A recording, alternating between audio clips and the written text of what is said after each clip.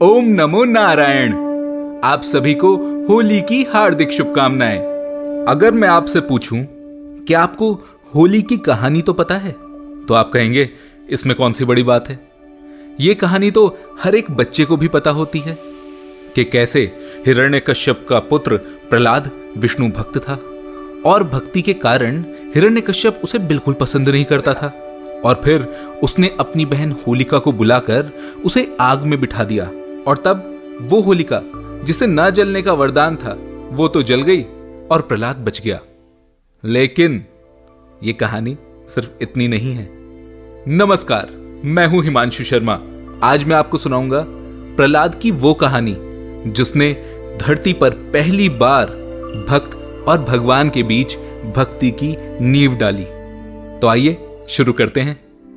कश्यप नाम के ऋषि और उनकी पत्नी दिति के 2 पुत्र हुए, जिसमें से एक का नाम हिरण्याक्ष और दूसरे का नाम हिरण्यकशिपु या हिरण्यकश्यप था।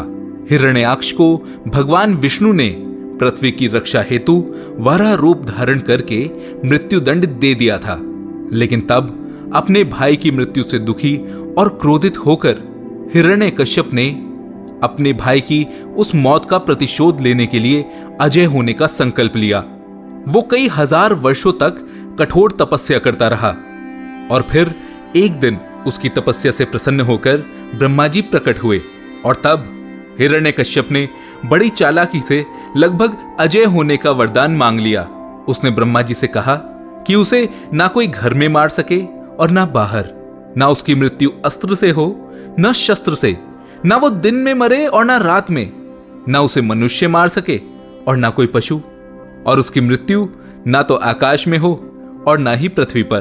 तब ब्रह्मा जी ने तथास्तु कहकर उसे ये वरदान दे दिया। वरदान प्राप्त करते ही उसने स्वर्ग पर अधिकार कर लिया और सभी लोकपालों को मारकर वहां से भगा दिया और खुद संपूर्ण लोकों का अधिपति बन बैठा। ये देखकर सभी देवता निरुपाय हो गए।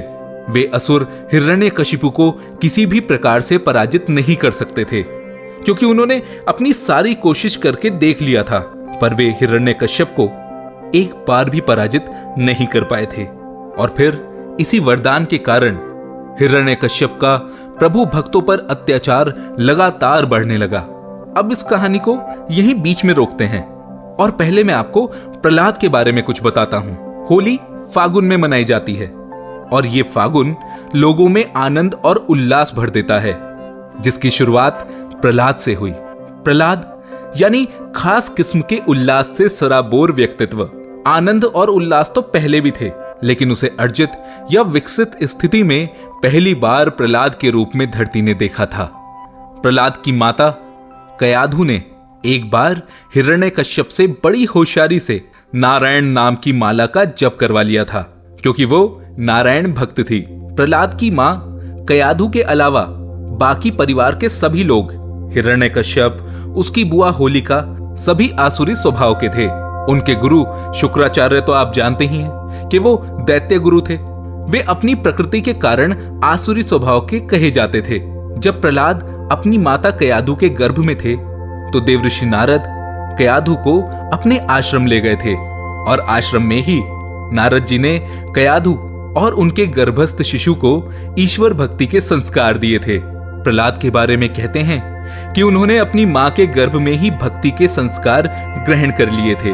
देवर्षि नारद जैसे परम भागवत का सानिध्य मिलने पर दैत्य कुल में जन्म लेते हुए भी प्रहलाद बचपन से ही नारायण भक्त हो गए थे। प्रहलाद को विष्णु भगवान का भक्त बनता देख पिता हिरण्यकश्यप ने अपने पुत्र को दैत्य गुरु शुक्राचार्य के आश्रम में भी भेजा, पर वहां प्रहलाद ने उनसे लौकिक विद्याएं सीखी तो सही, पर वहां भी प्रहलाद विद्याएं तो सीखते रहे लेकिन भक्ति में लगे रहे। दैत्य गुरु शुक्राचार्य के आश्रम से वापसी के बाद भी जब प्रहलाद से भगवान विष्णु की भक्ति खत्म नहीं हुई तो उसके पिता हिरण्यकश्यप ने उससे कहा कि वो सिर्फ अपने पिता को ही ईश्वर माने और विष्णु भगवान को छोड़कर उसकी पूजा करने लगे। पर जब प्रहलाद ने ऐसा करने से साफ मना कर दिया तो हिरण्यकश्यप ने क्रोध में आकर खुद ही प्रहलाद को कई बार मारने की कोशिश की, पर चाहे उसने प्रहलाद को मारने के कितने ही प्रयत्न किए, लेकिन हर बार प्रहलाद बच गए। पिता के आदेश के बावजूद प्रहलाद ने भगवान विष्णु की पूजा करना जारी रखा और इसीलिए हिरण्यकश्यप की एक बहन थी, होलिका, जो अग्नि की उपासक थी और इसलिए उसे यह वरदान प्राप्त था कि वो अग्नि में नहीं जल सकती। हिरण्यकश्यप को होलिका के इस वरदान के बारे में पता था, इसीलिए हिरण्यकश्यप ने होलिका को आदेश दिया कि वो प्रहलाद को अपनी गोद में बिठाकर अग्नि में प्रवेश करे और प्रहलाद को जलाकर मार दे। होलिका को भी अपने असुर भाई हिरण्यकश्यप की यह योजना पसंद आई, क्योंकि वो जानती थी कि अग्नि उसका कुछ नहीं बिगाड़ सकती। फिर एक रात ये निश्चय लिया गया, हिरण्यकश्यप और होलिका की इस योजना को फागुन पूर्णिमा की रात में अंजाम दिया गया।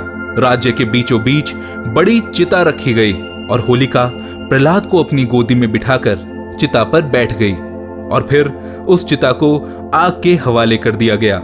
धीरे धीरे आग की लपटों ने उस चिता को घेर लिया। आग को देखकर हिरण्यकश्यप खुश हो उठा। वो जानता था कि अब प्रहलाद का बचना नामुमकिन है, लेकिन हुआ इसके विपरीत। अपने आप को आग से घिरा देख बालक प्रहलाद मन ही मन भगवान विष्णु को स्मरण करने लगा। तब अपने भक्त को संकट में देख भगवान विष्णु प्रहलाद को बचाने वहां प्रकट हो गए। भगवान विष्णु ने प्रहलाद के शरीर को आग से बचा लिया और होलिका को उसके घमंड का सबक मिला। आग में न जलने के वरदान के बावजूद अपने घमंड के कारण वो आग में जलकर मर गई। दरअसल होलिका भूल गई थी कि ये वरदान उसकी सुरक्षा के लिए था, ना कि किसी और के साथ कपट करने के लिए। होलिका के कपट और घमंड ने उसे भस्म कर दिया और बालक प्रहलाद अपनी भक्ति और सच्चाई के कारण सही सलामत बच गए। इसके बाद हिरण्यकश्यप ने प्रहलाद को खुद मारने की ठान ली और फिर प्रहलाद को एक खंबे से बांध दिया गया, जिसके बाद जैसे ही हिरण्यकश्यप ने प्रहलाद पर वार किया तो उस खंबे को तोड़कर नरसिंह अवतार के रूप में भगवान विष्णु प्रकट हुए और उन्होंने हिरण्यकश्यप का वध कर दिया। भगवान नरसिंह में वे सभी लक्षण थे जो हिरण्यकश्यप के मृत्यु के वरदान को संतुष्ट करते थे। भगवान नरसिंह द्वारा हिरण्यकश्यप का नाश तो हो गया था, किंतु एक और समस्या खड़ी हो गई। भगवान नरसिंह इतने क्रोध में थे कि लगता था जैसे वे प्रत्येक प्राणी का संहार कर देंगे। यहां तक कि स्वयं प्रहलाद भी उनके क्रोध को शांत करने में विफल रहे थे। ये देखकर सभी देवता भयभीत हो भगवान ब्रह्मा की शरण में गए। तब परमपिता ब्रह्मा जी उन्हें लेकर भगवान विष्णु के पास गए और उनसे प्रार्थना की कि वे अपने नरसिंह अवतार के क्रोध को शांत कर लें, परंतु भगवान विष्णु ने कहा कि वे ऐसा करने में असमर्थ हैं। भगवान विष्णु ने सबको भगवान शंकर के पास जाने की सलाह दी। उन्होंने कहा कि क्योंकि भगवान शंकर उनके आराध्य हैं, इसलिए केवल वही नरसिंह अवतार के क्रोध को शांत कर सकते हैं। अब इसके अलावा और कोई उपाय न देखकर सभी भगवान शंकर के पास गए। देवताओं के साथ परमपिता ब्रह्मा जी और भगवान विष्णु के आग्रह पर भगवान शिव नरसिंह भगवान का क्रोध शांत करने उनके समक्ष पहुंचे, किंतु उस समय तक भगवान नरसिंह का क्रोध सारी सीमाओं को पार कर गया था। साक्षात भगवान शंकर को सामने देखकर भी उनका क्रोध शांत नहीं हुआ, बल्कि वे स्वयं भगवान शंकर पर आक्रमण करने दौड़े। तब उस समय भगवान शंकर ने एक विकराल ऋषभ यानी बैल का रूप धारण किया और भगवान नरसिंह को अपनी पूंछ में लपेटकर खींचते हुए पाताल लोक में ले गए। काफी देर तक भगवान शंकर ने भगवान नरसिंह को वैसे ही अपनी पूंछ में जकड़ कर रखा। अपनी सारी शक्तियों और प्रयासों के बाद भी जब भगवान नरसिंह उनकी पकड़ से छूटने में असफल रहे तो अंत में शक्तिहीन होकर उन्होंने ऋषभ रूप में भगवान शंकर को पहचान लिया और तब उनका क्रोध शांत हुआ। ये देखकर भगवान ब्रह्मा और भगवान विष्णु के आग्रह पर ऋषभ रूपी भगवान शंकर ने उन्हें मुक्त कर दिया और इस प्रकार देवताओं और प्रहलाद के साथ साथ सभी सत्पात्रों को दो महान अवतारों के दर्शन हुए, भगवान विष्णु के नरसिंह अवतार और भगवान भोलेनाथ के ऋषभ अवतार के। इधर हिरण्यकश्यप के वध के बाद प्रहलाद को उस राज्य का उत्तराधिकारी नियुक्त किया गया और फिर भगवान नरसिंह ने प्रहलाद को पाताल का राज्य दिया। प्रहलाद नैमिषारण्य गए और नारायण के दर्शन और उनके स्वरूप को जाना। प्रहलाद की तपस्या और सत्कर्मों के कारण देवताओं के राजा इंद्र ने उन्हें अपना पद सौंप दिया। यहाँ आपको एक बात और बता दूं, देवताओं के राजा इंद्र दरअसल एक उपाधि है, ये किसी का नाम नहीं है। इंद्र की उपाधि जिसे दी जाती है वो देवताओं का राजा नियुक्त होता है और फिर वो इंद्र के नाम से जाना जाता है। इसीलिए प्रहलाद की तपस्या और सत्कर्मों के कारण देवताओं के राजा इंद्र ने उन्हें अपना पद सौंप दिया था। लेकिन कुछ समय बीतते ही राजा इंद्र से रहा ना गया।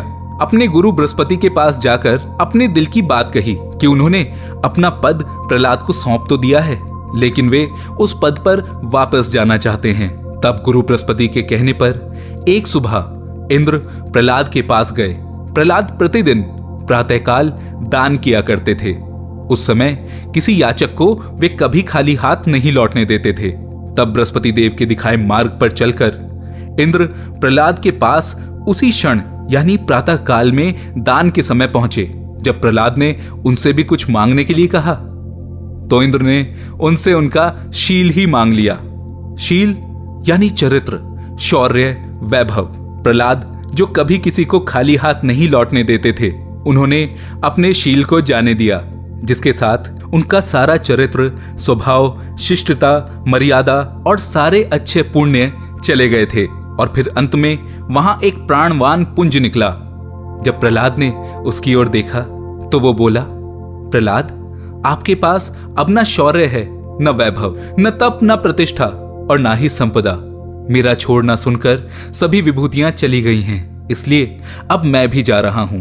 इंद्र ने केवल शील लेकर ही प्रहलाद का सब कुछ ले लिया था। और फिर इस प्रकार एक साधारण इंसान बनकर प्रहलाद फिर से भगवान विष्णु की भक्ति में लग गए। कहते हैं कि इसी शील के कारण प्रहलाद में उल्लास, ऊर्जा और प्राण था और यहीं से पहली बार एक आम इंसान और भगवान के बीच इतनी गहरी भक्ति की नींव पड़ी थी कि उसके लिए भगवान धरती पर हर बार प्रकट हुए। मैं हूं हिमांशु शर्मा। आप सुन रहे थे प्रहलाद और हिरण्यकश्यप की पूरी कहानी।